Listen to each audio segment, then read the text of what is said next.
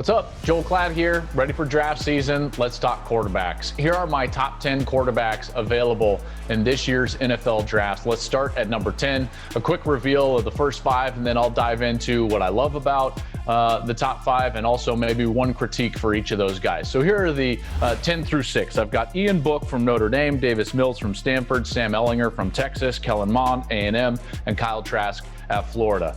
Those guys all had tremendous seasons, loved their game on the field. Wish them best of luck. Let's dive into these top 5 though, and we're going to start with number 5, Mac Jones at Alabama. Okay, so like I said, I'm going to give you one thing I love and then one critique for each guy. So for Mac Jones, my love affair with him begins with his efficiency and accuracy.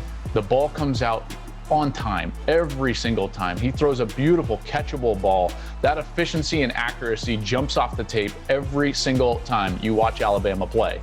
My one knock on Mac Jones would be he was throwing to the best players in college football, right? So I don't know what his game is going to look like when he's not surrounded by Jalen Waddle and Devontae Smith and Najee Harris. Now, I think it's going to translate because, again, the efficiency and accuracy was there, but that's just one thing that maybe is a question in the back of my mind. Number 4, from North Dakota State, Trey Lance. So Trey Lance has a great skill set. When you watch him play, he's strong, he's physical, he's got a strong arm. There's all these traits that you're like, man, that translates. I love his game.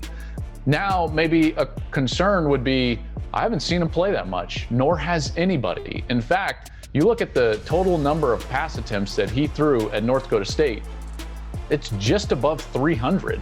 In his one season as a starter, they averaged about 18 pass attempts per game. That's not enough, right, to really know and fully vet a quarterback. So his lack of experience and the lack of competition is my only concern for Trey Lance. At number 3, I've got Zach Wilson from BYU. This guy, man, I love his game. I've always talked about for quarterbacks that you've got to play the position more like a shortstop and not like a pitcher, because you're not afforded the opportunity to repeat your delivery in the pocket.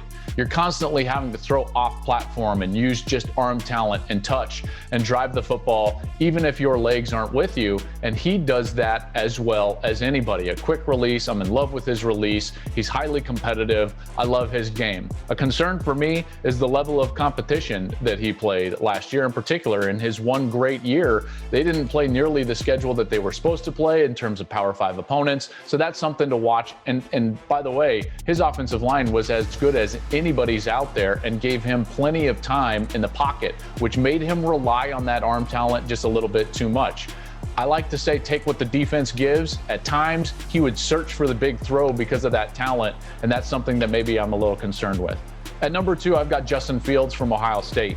He's got a great arm. I love his athleticism, and I love his leadership. Remember, a big reason why we even had college football to begin with, in particular in the Big Ten, was because of Justin Fields, right? This guy is an alpha.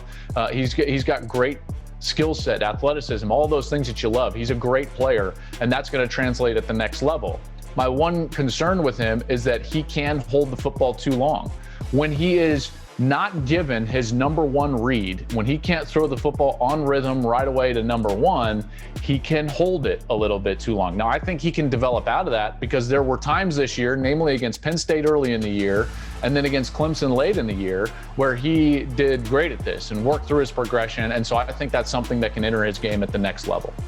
And my number 1 quarterback is everybody together, Trevor Lawrence from Clemson. This guy is off the charts. As high a floor as you could possibly want for a quarterback. He's plug and play ready. He does everything well. He's got every throw. He can throw the dart short pass with great accuracy. He can drive the football down the field. He can throw with touch. He can layer the football over the linebackers and in front of the safeties. He's got the leadership like I talked about with Justin Fields.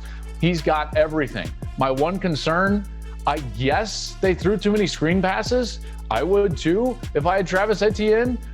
So listen, there's not a lot of concerns for me with Trevor Lawrence there from Clemson. He's going to be the number 1 pick. We'll see what he looks like in a Jaguars uniform. And Urban, don't screw him up, man. I mean, you were with us for a couple of years. Now you got your shot with Trevor Lawrence. Go get him.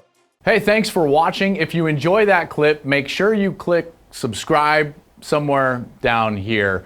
From game highlights to exclusive interviews and rankings, we've got everything you need as a college football fan right here, College Football on Fox.